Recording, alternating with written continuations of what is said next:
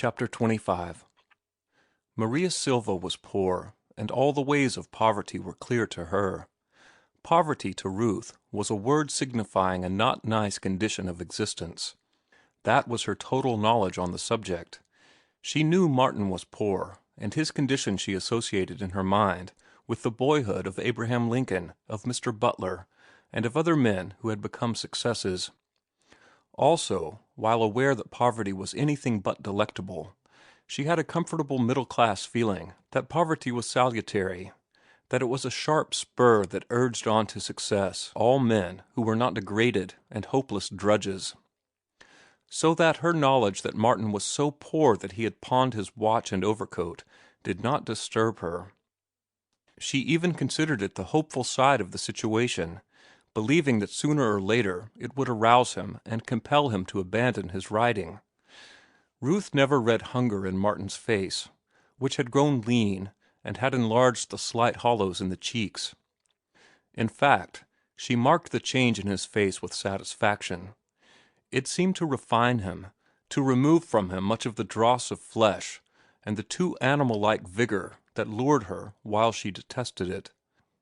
Sometimes, when with her, she noted an unusual brightness in his eyes, and she admired it, for it made him appear more the poet and the scholar, the things he would have liked to be and which she would have liked him to be. But Maria Silva read a different tale in the hollow cheeks and the burning eyes, and she noted the changes in them from day to day, by them following the ebb and flow of his fortunes. She saw him leave the house with his overcoat, and return without it, though the day was chill and raw, and promptly she saw his cheeks fill out slightly, and the fire of hunger leave his eyes. In the same way she had seen his wheel and watch go, and after each event she had seen his vigor bloom again. Likewise she watched his toils, and knew the measure of the midnight oil he burned, work. She knew that he outdid her, though his work was of a different order, and she was surprised to behold that the less food he had, the harder he worked.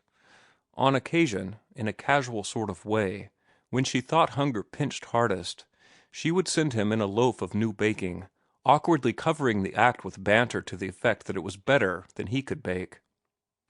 And again, she would send one of her toddlers into him with a great pitcher of hot soup, debating inwardly the while whether she was justified in taking it from the mouths of her own flesh and blood. Nor was Martin ungrateful, knowing as he did the lives of the poor, and that if ever in the world there was charity, this was it.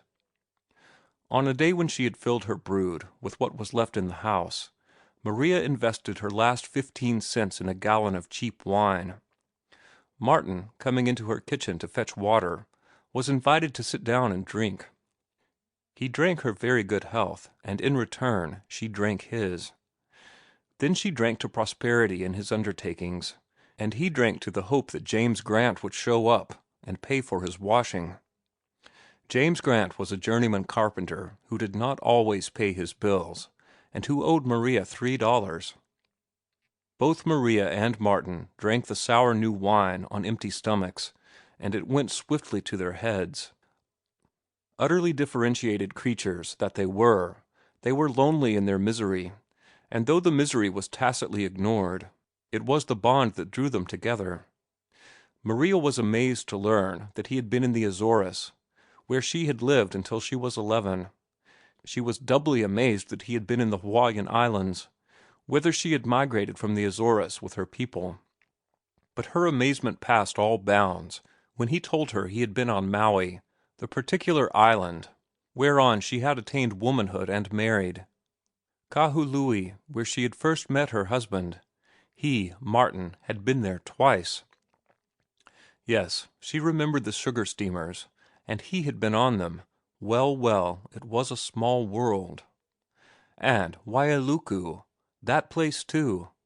Did he know the head Luna of the plantation? Yes, and had had a couple of drinks with him.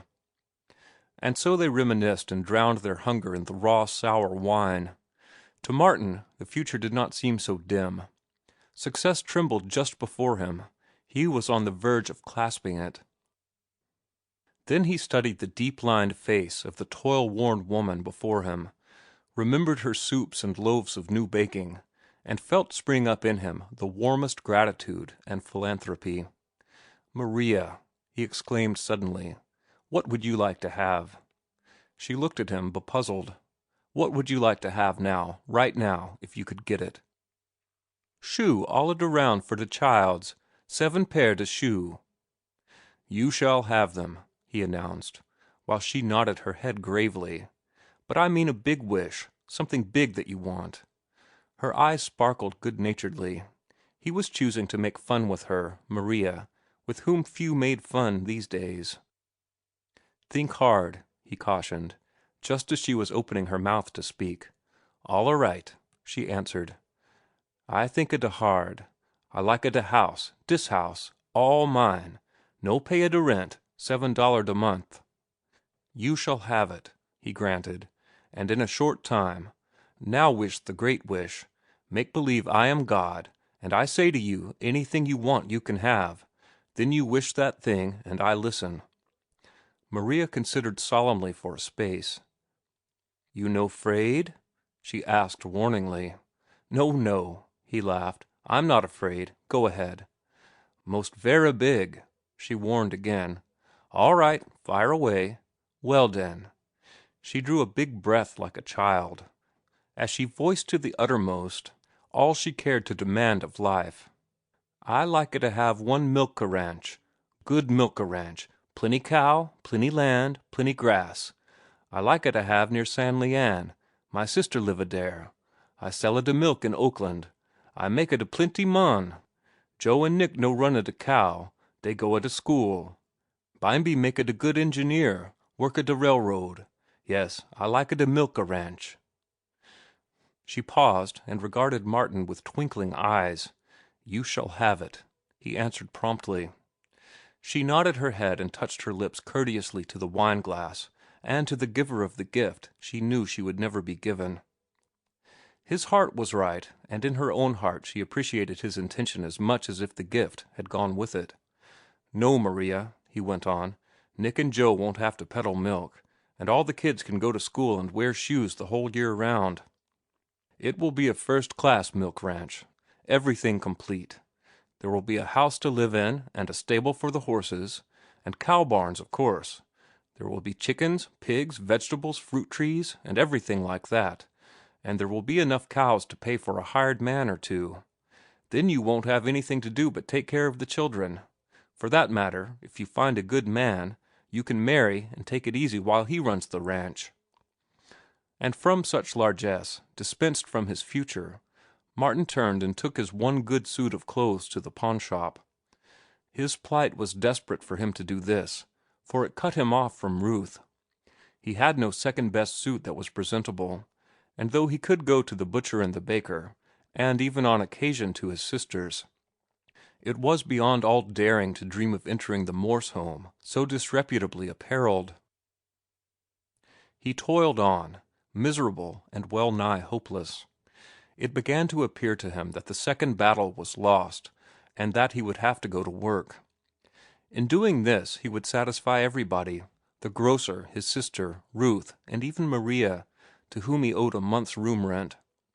He was 2 months behind with his typewriter, and the agency was clamoring for payment or for the return of the machine.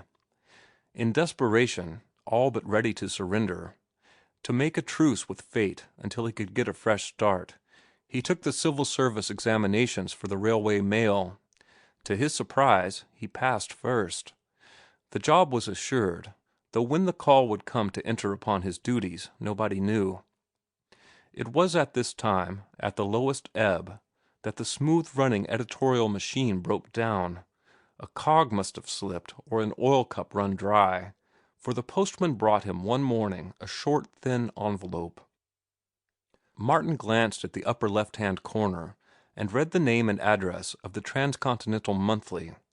His heart gave a great leap, and he suddenly felt faint, the sinking feeling accompanied by a strange trembling of the knees. He staggered into his room and sat down on the bed, the envelope still unopened, and in that moment came understanding to him, How people suddenly fall dead upon receipt of extraordinarily good news. Of course, this was good news.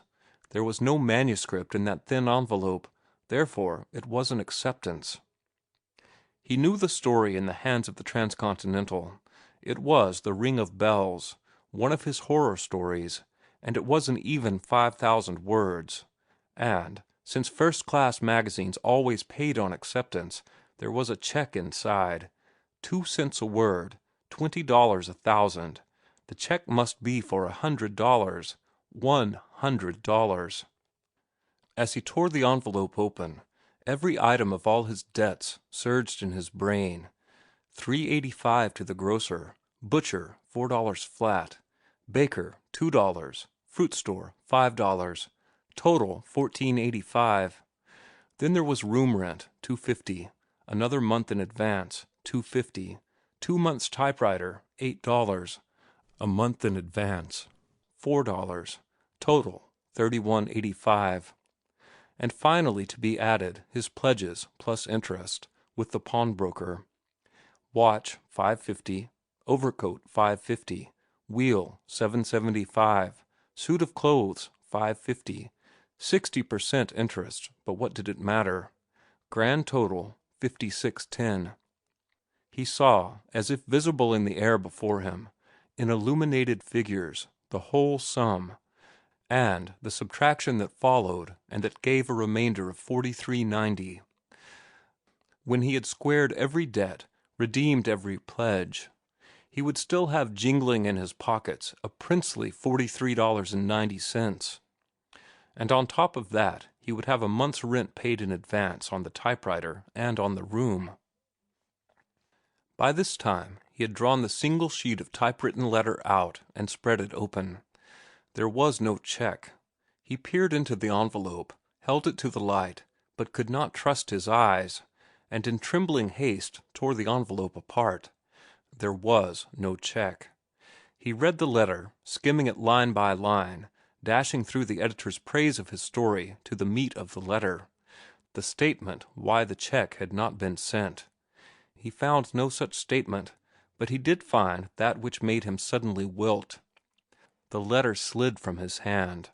His eyes went lackluster, and he lay back on the pillow, pulling the blanket about him and up to his chin. $5 for The Ring of Bells. $5 for 5,000 words. Instead of 2 cents a word, 10 words for a cent. And the editor had praised it too, and he would receive the check when the story was published. Then it was all poppycock. 2 cents a word for minimum rate and payment upon acceptance. It was a lie, and it had led him astray. He would never have attempted to write had he known that. He would have gone to work for Ruth. He went back to the day he first attempted to write, and was appalled at the enormous waste of time, and all for 10 words for a cent.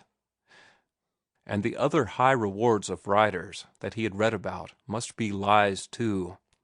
His second-hand ideas of authorship were wrong, for here was the proof of it. The Transcontinental sold for 25 cents, and its dignified and artistic cover proclaimed it as among the first-class magazines. It was a staid, respectable magazine, and it had been published continuously since long before he was born. Why, on the outside cover were printed every month the words of one of the world's great writers, words proclaiming the inspired mission of the Transcontinental by a star of literature whose first coruscations had appeared inside those self-same covers. And the high and lofty, heaven-inspired Transcontinental paid $5 for 5,000 words. The great writer had recently died in a foreign land, in dire poverty, Martin remembered, which was not to be wondered at, considering the magnificent pay authors receive. Well, he had taken the bait, the newspaper lies about writers and their pay, and he had wasted 2 years over it. But he would disgorge the bait now. Not another line would he ever write. He would do what Ruth wanted him to do, what everybody wanted him to do, get a job. The thought of going to work reminded him of Joe, tramping through the land of nothing to do. Martin heaved a great sigh of envy. The reaction of 19 hours a day for many days was strong upon him. But then Joe was not in love, had none of the responsibilities of love, and he could afford to loaf through the land of do-nothing.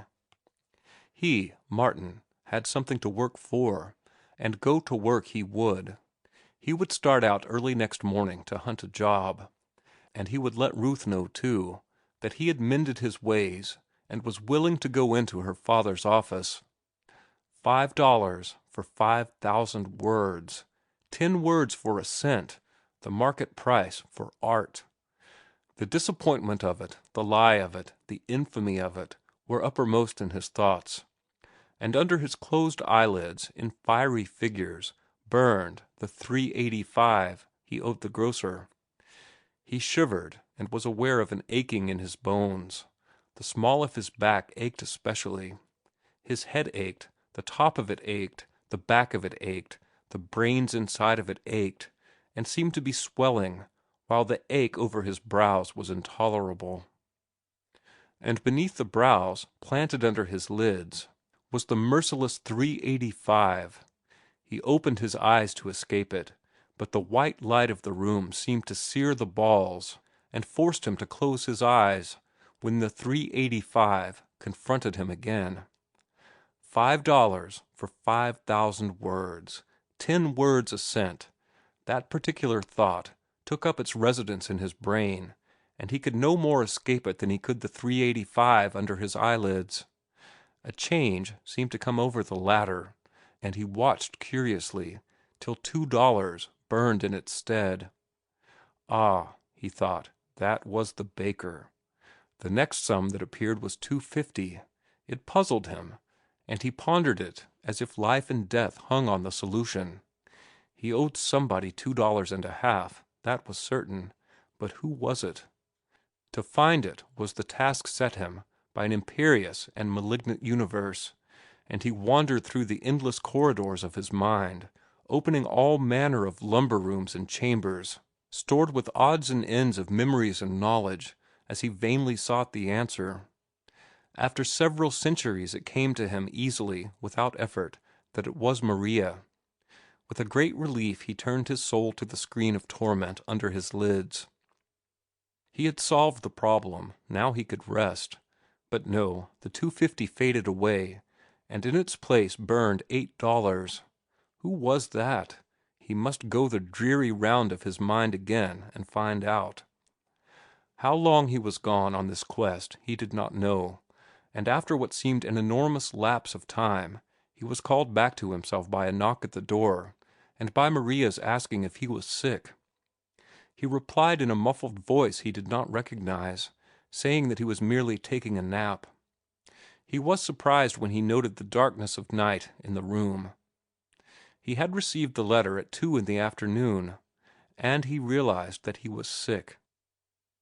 Then the $8 began to smolder under his lids again, and he returned himself to servitude. But he grew cunning. There was no need for him to wander through his mind. He had been a fool.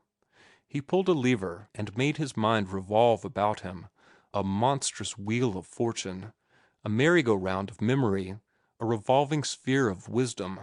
Faster and faster it revolved, until its vortex sucked him in, and he was flung whirling through black chaos.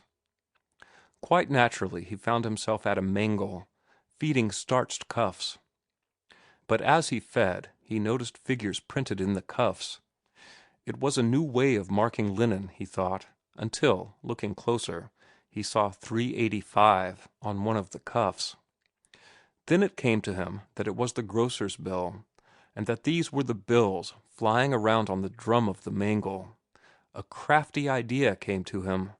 He would throw the bills on the floor, and so escape paying them. No sooner thought than done, and he crumpled the cuffs spitefully as he flung them upon an unusually dirty floor.